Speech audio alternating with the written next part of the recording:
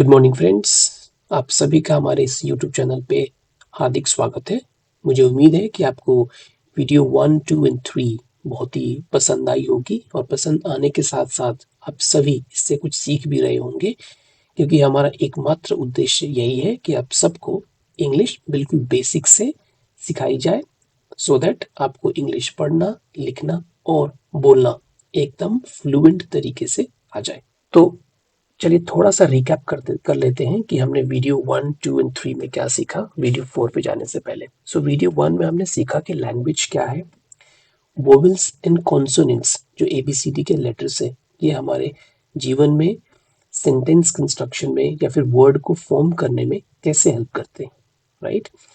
इसके साथ साथ हमने ये भी देखा वीडियो नंबर 2 में कि हिंदी में हम कैसे टाइप करें, यानी इंग्लिश का जो हमारे पास कीबोर्ड है ABCD, चाहे आपके मोबाइल का कीपैड हो या फिर लैपटॉप का कीपैड हो, इस पे तो सिर्फ ABCD ही लिखा रहता है, राइट। इसमें अ आ इ ई क ख ग घ ये सब तो लिखा रहता नहीं है। तो अगर यदि आप हिंदी में टाइप करना चाहते हैं तो आप उस कीबोर्ड को या फिर ABCD को यूज करते हुए आप कैसे हिंदी में टाइप कर सकते हैं, इसका भी हमने एक पूरा डिटेल क्लास देखा।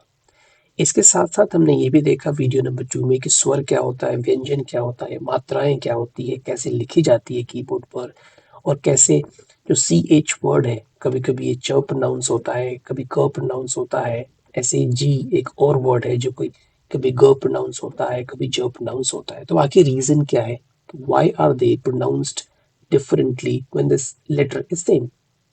सो हमने इसकी डिटेल रूलिंग भी देखी कि हमें कब क्या और कैसे प्रोनाउंस करना है।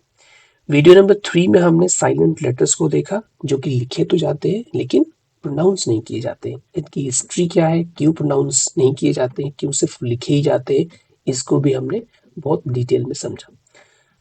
तो चलिए आज स्टार्ट करते हैं video number 4, right. Video number 4 में हम क्या कवर करने वाले हैं, आज हम एक्चुअल इंग्लिश स्पीकिंग, राइट। अब तक तो आप समझ रहे थे, लिख रहे थे, राइट, लेकिन आज से हम बोलना स्टार्ट करेंगे। कैसे बोलना स्टार्ट करेंगे इसको हम इस वीडियो में देखेंगे। तो सबसे पहले इंग्लिश में जो कुछ एटिकेट्स होते हैं, सबसे पहले मैं उन वर्ड्स पे जाऊं, बेसिक एटिकेट पे जाऊं, थोड़ा सा आपको एक बैकग्राउंड ये देना चाहता हूं कि इंग्लिश जो है ना is no longer a language only for the British and Americans, right? But it has now become a medium to connect with people globally, right? If you know English language, then you can connect with everybody in the world, right? मान लिया अगर आप कोई businessman है, right? And if you want to do a trade, let's say you want to do a trade with South African countries, right? So what is the medium? Which language can help you to connect with those South African people? Right? It is only and only one language, which is English. Then it becomes easier for you to pass on your message, plus understand their message as well. English is the only language which is a global language, which is understood universally.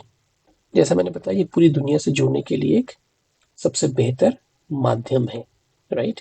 तो इसीलिए हमें English आनी बहुत जरूरी है। तो आज की क्लास से आप एक प्लेज लीजिए, राइट, कि you will start speaking. How will you start speaking? You need to follow this channel.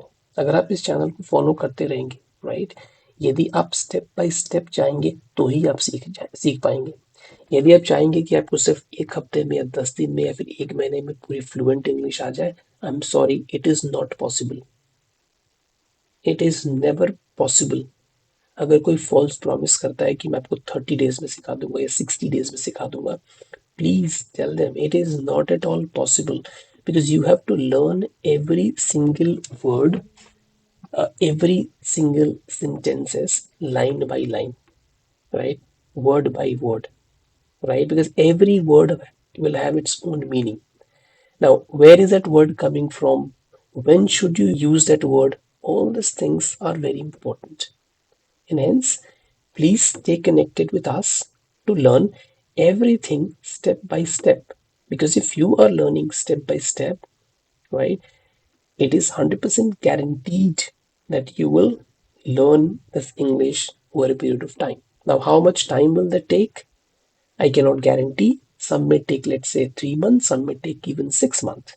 But within 6 months, I can guarantee all of you that you will learn it. I repeat my sentence.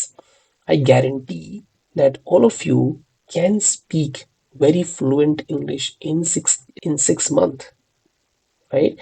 The only pledge, the only promise that all of you should be having is that you are staying connected and you're watching the video every day and practicing it in your life.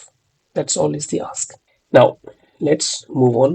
तो जैसे मैंने कहा, देखिए, बातचीत का सही आनंद उठाने के लिए शिष्टाचार उतना ही आवश्यक है जितना कि खाने बनाओ। आप इमेजिन कीजिए, आपने बहुत ही टेस्टी फूड बनाया, but you forgot to mix the salt. Now you can understand and imagine what will be your reaction when you eat that food. तो नाउ इंग्लिश में मैंने टोटल 11 वर्ड्स जो कि शिष्टाचार से रिलेटेड है, राइट, उनको आइडेंटिफाई किया है और अपने इस वीडियो में शामिल किया है। तो आज सिर्फ और सिर्फ हम पहले वर्ड पर ही फोकस करेंगे, because I want all of you to gain mastery in all these 11 words, क्योंकि आप ये 11 वर्ड्स में आपने एक मास्टरी प्राप्त कर ली, यानी बिल्कुल अच्छे से सीख लिया और उसको अपने डेली कॉन्वर्जेशन में उतार लिया। तो ट्रस्ट मी, ये 11 वर्ड्स ये लाइफ टाइम आपको में काम आएंगे। तो सबसे पहला वर्ड है आज का जो हम स्पीकिंग मैनर्स में वो हम लेंगे प्लीज, राइट। प्लीज कैसे आपकी कॉन्वर्जेशन में कितना भारी इम्पैक्ट लेके आएगा, अब हम चलिए जानते हैं इसके बारे में। देखिए, जैसे मान लिया मुझे किसी से कुछ रिक्वेस्ट करना है, राइट, मुझे कुछ रिक्वेस्ट करना है कि मुझे अपना पेन दो, right. So C, if I से गिव मी ए पेन, मुझे पेन दो, राइट। तो गिव मी ए पेन, ये क्या हो रहा है, ये रिक्वेस्ट नहीं हो रहा है। इसको अगर मैं हिंदी में बोलूँ तो मुझे पेन दो, ये तो ऑर्डर हो गया ना, एक तरीके से धमकी टाइप का हो गया। ये क्या हो गया, ऑर्डर हो गया, right. And I am asking a pen. Now if I use please before give me a pen, now you see what is the impact. The moment I see please, the meaning of whole sentence changed, because I'm requesting this time, isn't it? I'm requesting, please give me a pen. तो जिसको देने का मन नहीं होगा वो भी आपको ये पेन आपको दे देगा। क्यों? Because you're requesting basically. The moment you use please, you are requesting. Same way, if you are asking for a help, यदि किसी से आपको हेल्प चाहिए, help me with this, means again you are ordering. If you say help me with this means you are ordering, and people may or may not help you because you're asking them, you're ordering them. But if you see, please help me with this, please help me with this, means even if the person is angry, still he may help you because you're saying please help me. Please is basically a respect, you're with respectfully you're asking, right?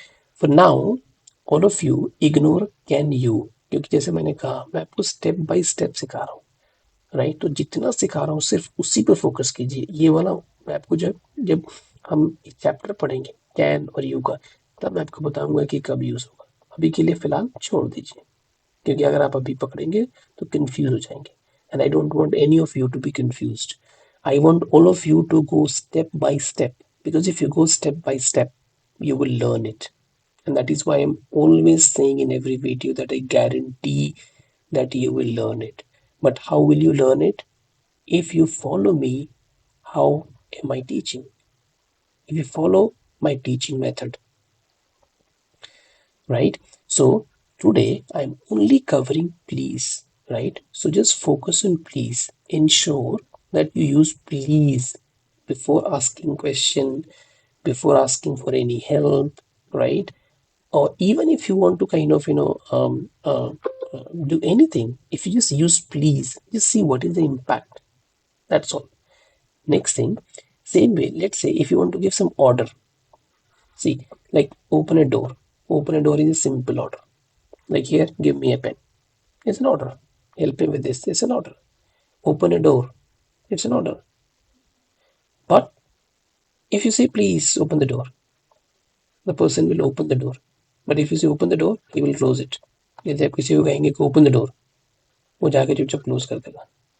लेकिन आप बोलोगे please open the door, वो जाके open करेगा. Basically हमने क्या सीखा इसके अंदर, इस वाले स्लाइड पे बेसिकली ये सीखा कि यदि अगर हम प्लीज यूज करते हैं, राइट, अगर हम प्लीज यूज करते हैं तो सेंटेंस का मीनिंग और सेंटेंस का इम्पैक्ट बहुत हैवी होता है.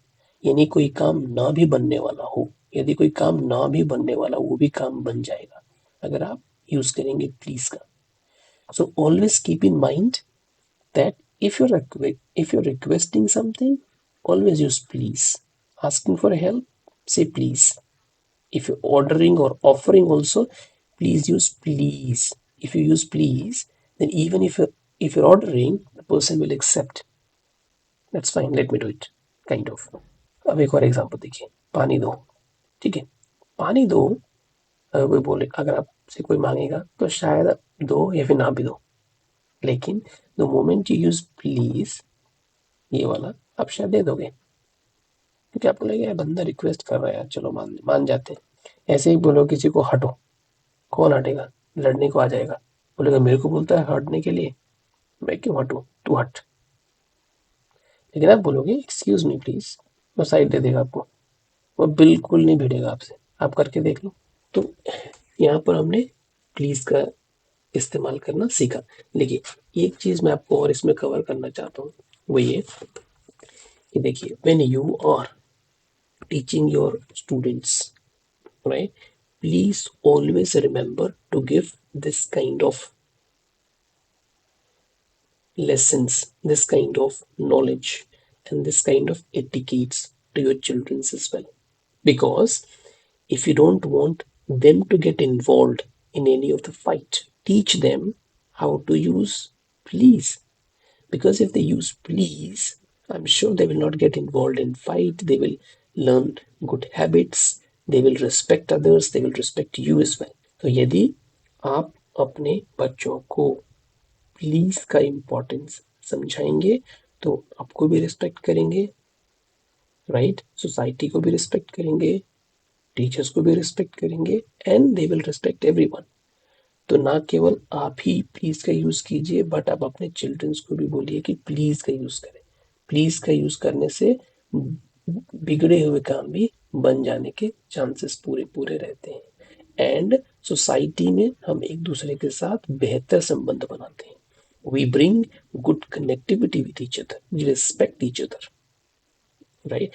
Now I will show you some examples, right? When we use please, what will happen and how will this bring importance to our life? Now see, एक तो ये हमारा कम्युनिकेशन को पोलाइट करता है, मतलब नंबर बनाता है हमारे बातचीत को, राइट, अगर हम यूज करते हैं. दूसरा क्या करता है, जैसे मैंने कहा ग्लोबल लैंग्वेज है, राइट, इंग्लिश. तो अगर आप प्लीज का यूज करते हैं then it is universally accepted and spoken as well. अगर हम शुरुआत में ही मैनर्स के साथ इंग्लिश सीखें तो हमारी भाषा में नरमी, सम्मान और प्रभाव आ जाता है. यानी जब हम इंग्लिश सीख रहे हैं तो अगर हम पहले ही सीख जाएं प्लीज का इस्तेमाल करना, यूज करना, तो जस्ट यू कैन इमेजिन आपकी लैंग्वेज कितनी इम्पैक्टफुल होगी फ्यूचर में. Means you can leave everybody behind. आप उन सबको पीछे छोड़ सकते हो जो इंग्लिश आज बोलते हैं लेकिन मैनर्स के साथ नहीं बोलते. वो इंग्लिश तो बोलते हैं पर मैनर्स के साथ नहीं बोलते, and that is why they don't get respect in the society. But you don't do that. इससे it brings confident and we appears cultured. हमारे अंदर कॉन्फिडेंस ब्रिंग करता है अगर आप प्लीज इस्तेमाल करते हैं. सेम इंटरव्यू में, प्रेजेंटेशन में, स्कूल्स में, right, it brings a lot of importance.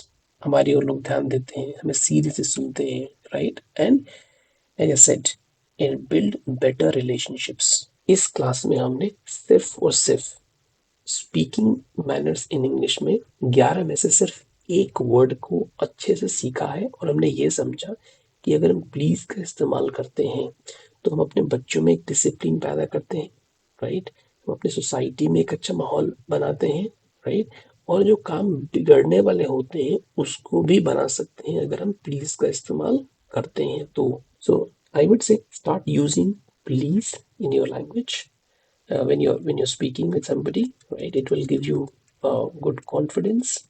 It helps you to become a better person. um, so that's it for today, I would say, right?